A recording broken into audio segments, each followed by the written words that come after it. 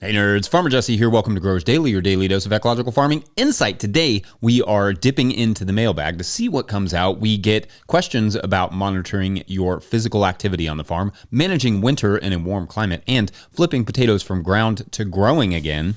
So let's do it.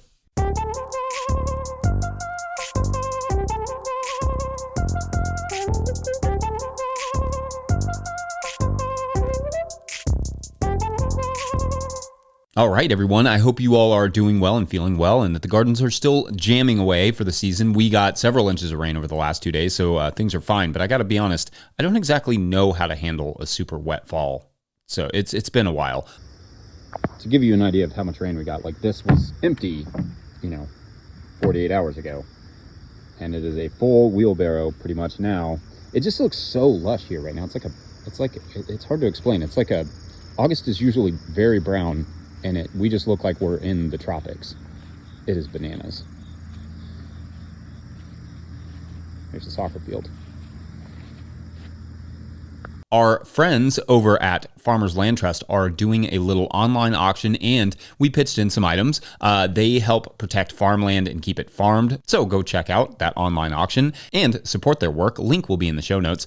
Anyways, on Thursdays, we like to do a mailbag episode, and our first question comes to us from Patreon member Cliff Palermo, who writes, quote, I wear a Google Pixel Watch Fitbit, which allows me to take calls and control my phone while it's out of the sun and in a safe place. All this week with the heat, it is logging a ton of burned calories and making recommendations for me to take it easy when I feel great. Wondering if anyone else is putting this tool to work and finding similar results, end quote. But Cliff also mentions that the watch says, quote, a 25 readiness score means today is for recovery. Between yesterday's volume and a late night, your body is asking for a breather. Your HRV, heart rate variability, is at the bottom of your usual range, so today is best spent taking it easy. Respect the heat. It'll hit 100 degrees Fahrenheit in Maryland today.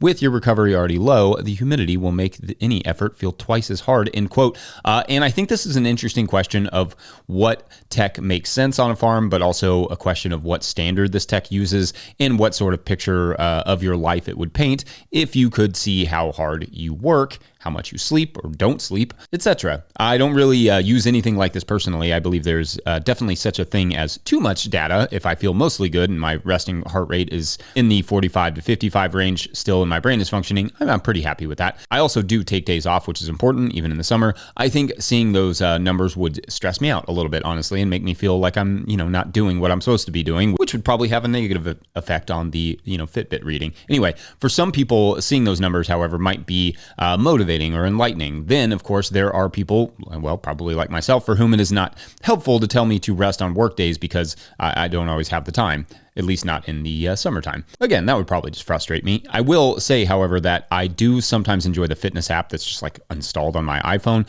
That will tell me how many miles I walked in a day. That's always fun to see. I could imagine someone using that sort of stuff on a farm to monitor their steps and work to reduce those steps with an aim of becoming more efficient. Like, could I reduce my steps during the day by 1,000 steps without, of course, like walking weird to skew the results? There could be economic and efficiency gains there if done right. And to be sure, I'm not a big tech guy or a big tech fan, but there are things like the laptop, like the cell phone, like podcasts that I use and appreciate having, or, that make some things on my farm easier or more convenient or more entertaining. And if you're listening to this and or seeing it, you are at least somewhat in agreement with that, even if you wouldn't categorize it that way. In general, I do try to remain somewhat open-minded when it comes to new tech, even when that open-mindedness doesn't really amount to much actual adoption. So I guess the question I put to you is now, is there anything tech-wise, like a Fitbit, that has been helpful or useful to you? Has it been kind of awkward, like Cliff's case here, where Cliff feels great, but the Fitbit says, whoa there? To be fair, sometimes even when you feel good, your body does still need some rest, but I would bet there are other times when an in-shape grower does not necessarily fit the mold of what this technology might think of as the average person. What do you all think? Are we good on the tech that we have? Anything you're missing? Any tech that would be super helpful to you as of late? I would be interested to know. I'm trying to be, like I said, sort of more open to these things. It can be hard sometimes, and that's especially true because I know there's this tool that often bounces around in the tech crowds and tool folks crowds, that people who made the most money on the gold rush were not the prospectors themselves, but the people who sold the shovels. And I want to tell people who think like that farmers are just not your gold rush. You want to help farmers, then protect farmland, make it affordable, and find us some capital we can use to farm it and stay afloat. Another wearable we have to purchase and then subscribe to something, it probably ain't it. We don't really need any more shovels either. But what do you all think? Otherwise, we're going to take a quick break and then dip back into the mailbag for a little bit of gardening where the winters are basically summers and the summers are basically winters. Yeah, it's the upside down. BRB. Although it seems like in the upside down, everything's just kind of winter and awful. I don't know if that's really a season. Sometimes it's a season. Today's episode is brought to you by Good Agriculture.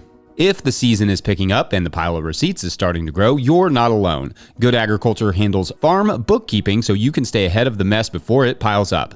They keep your books organized each month, help you understand what's coming in and what's going out, and show you where your farm stands so you can make better business decisions throughout the season. If you're behind, they'll help get everything caught up. They also help farmers find funding and stay ahead of grant deadlines. You run the farm, they help the business. Learn more at goodagriculture.com/info. That's goodagriculture.com/info. All right, back to the show.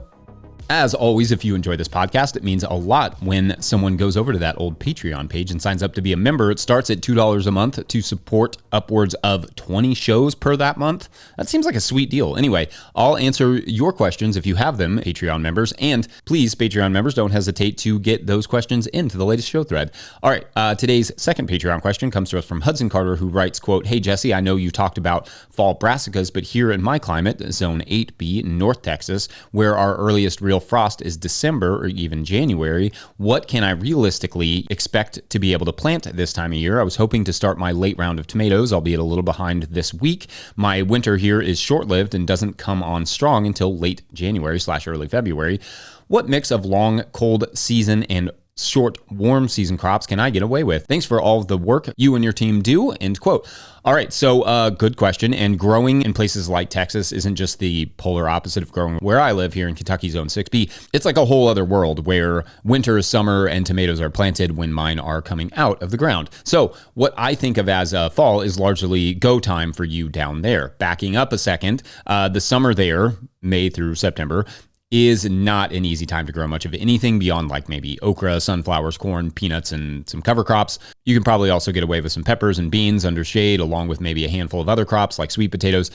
In general, though, that's the time when the garden is on break. I mean, not literally, stuff is still growing and alive, and it's just very hot. And you will definitely start ramping up for September and October, though in July and August with tomato, pepper, and eggplant starts.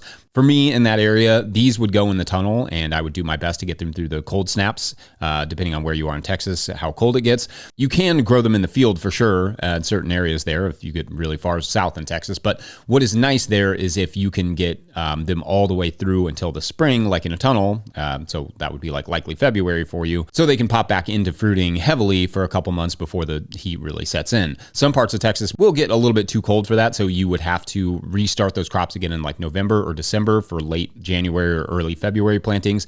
In the field, if all you ever get is a light frost, then the sky's the limit. You could, do leafy greens, baby greens, lettuce, and basically any brassica through the winter months, December through February. There is a part of me that wishes I lived in a place like that. That would force me to take the summers off so that I could go to the beach or the mountains or whatever and let the cover crops do the chores. Then come back for the winter months and push hard through reasonable temperatures. It would also make significantly more sense for, our kids' schedule because we always have to work our hardest when they are out of school, and then when they're in school, I'm staring at stuff wishing it would grow.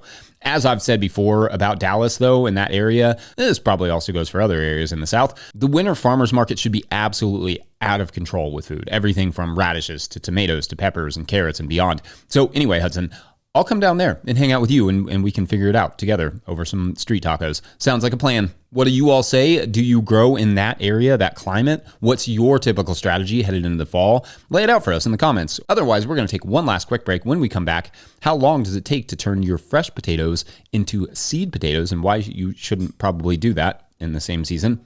Be right back. Today's episode is brought to you by Holden Tool Company. Holden Tool Company is a family-run business specializing in high-quality hand tools and small batch manufacturing for growers of all kinds.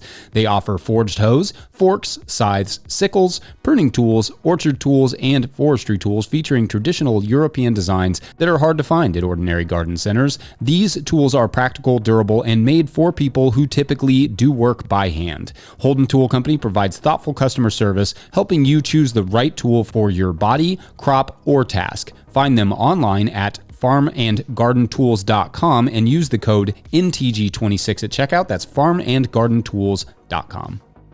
All right, back to the show. All right, our final Patreon mailbag question of the Patreon mailbag question day comes to us from Chick on a Farm, who writes, quote, "Hi, Jesse. We just harvested our potatoes a bit late, and we had a large quantity of very small potatoes we were hoping to throw back into the ground to either get larger size eating potatoes or seed potatoes. I was wondering if they need to be placed in the refrigerator or other cool area before doing this. It is mid-July, and our first frost date is around October 15th, though that has pushed back into early November the last few years. It has been the low to mid-90s lately, which has been very cool for us. We are normally well into the hundreds this time of year. Thank you, Miranda." End quote. All right, Miranda, thank you for the great question. Now, I talked about this around the beginning of the summer, I think, but potatoes need a curing period before they will resprout. And although it is technically possible to harvest potatoes and then replant them in the same year and then save those potatoes, those resulting potatoes as seed potatoes, in my opinion, there are better ways to use the land, and planting small potatoes late in the season won't necessarily result in larger potatoes that will store well enough to be seed potatoes next year. But I'm getting a little bit ahead of myself.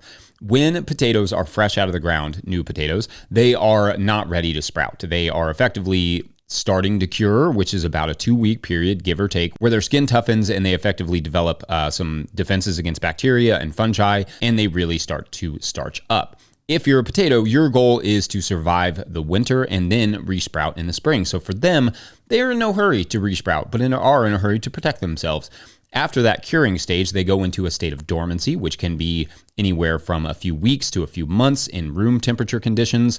That is probably faster for smaller potatoes, but there are a lot of factors from when in its maturity you harvested them to how they cured and et cetera, et cetera. So after harvest, the earliest you can probably replant a potato and expect it to, sprout and grow is probably, at least reliably, 6 weeks. So it may work, but it may not. And again, you're likely just, going to get more small potatoes. There is also the question of if it makes sense to save potato seeds, because in general, the potatoes that you are buying when you buy seed potatoes are tissue grown and tested for diseases. If you are growing your own potatoes, you may not know or may not realize if you are propagating a certain disease, which ain't great. Obviously, the yields might not be as strong either. So what you might end up doing is taking some of the last year's yield to take up space to grow a worse yielding potato. In effect, it might cost more money up front to just get good seed potatoes, but the results are more economical in the end. Last thing is, of course, that the space you were talking about using for those potatoes might be better used for something else that you like. That could be a fresh green or another storage crop like carrots or beets or storage radishes, maybe even green beans. Just something to think about. Maybe it will work with the potatoes, but it will work with something else and with certified seed potatoes next year. Either that or just buy fresh potato seed because it's probably on discount this time of year anyway. So yeah, there you have it. That's what I got for you all today. Let me know your thoughts, feelings, ambitions. I'm here for whatever. Otherwise, that is it for this mailbag. Though I hope you will all head over to patreon.com/no-till-growers and help me keep it full of questions for future mailbag episodes. But yes, that's it. Quick reminder, No-Till Growers is a nonprofit 501c3. That means if you've got some extra pennies kicking around, consider throwing them our way. I mean, gently. I'm fragile, a little bit. Pennies can get painful. Anyway, you can learn more about how to do that in the show notes. Please make sure to like and subscribe and or follow wherever you're getting this podcast. This is a super easy way to help us out. Just click, whatever, like, subscribe, follow. Yep, I think that covers it. Enormous thank you to all of our show sponsors. And if you'd ever like to sponsor the show, you can reach out to Farmer Michelle at no-tillgrowers.com. Big thank you to Michelle for all of her work and to the No-Till Growers Board of Directors. Huge shouts to Willie Breeding for the theme music, Mike Hilbert for the production help and editing, and my wife Hannah for absolutely everything in the world, especially during soccer season when we are slammed busy and the kids just started school. It's madness around here. Also, shouts to Epidemic Sound for the background music that you can hear.